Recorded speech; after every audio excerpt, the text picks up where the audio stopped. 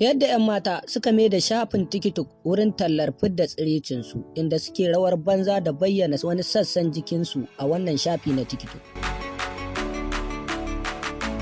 Jama'a assalamu alaikum, barkanmu da wannan lokaci, sannunmu da jimirin sake saduwa da ku a cikin wani sabon shiri mai suna duniyar 'yan mata.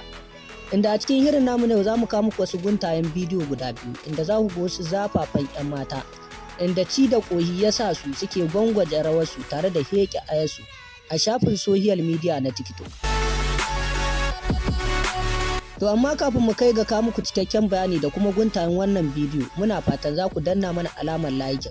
Domin danna wannan alama yana ƙara mana ƙwarin gwiwa matuƙa sosai wajen ci gaba da kawo muku sababbin shirye-shiryenmu a kowane lokaci.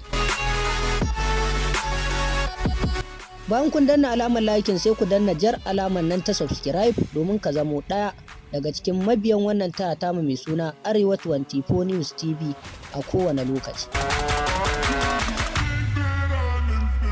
Inda a ƙarshe muke fatan za ka danna farar alamar nan ta ƙararrawar sanarwa ka kuma yi selecting ɗin all, domin ta haka ne kaɗai za a riƙa sanar da kai da zarar mun tsora sabon bidiyo, labari ko wani darasi.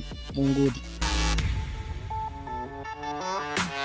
Babu shakka shafin social media na TikTok ya zama wuri da 'yan mata da samari ke yin bidiyo suna ɗorawa, musamman ma 'yan matan, inda ke sa rigunan da ke bayyana tsirecinsu. Wasu ma daga cikinsu sukan sa rigunan da babu bareziya, ko ma su sa rigar haka ba bareziya suna tiƙar rawa a shafin social media.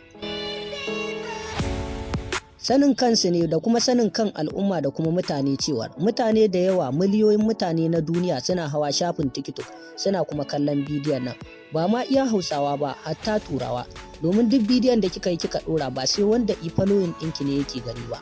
Ko da mutum bai yi rijista ba yakan ga bidiyon da aka ɗaɗɗora a wannan shafi na TikTok.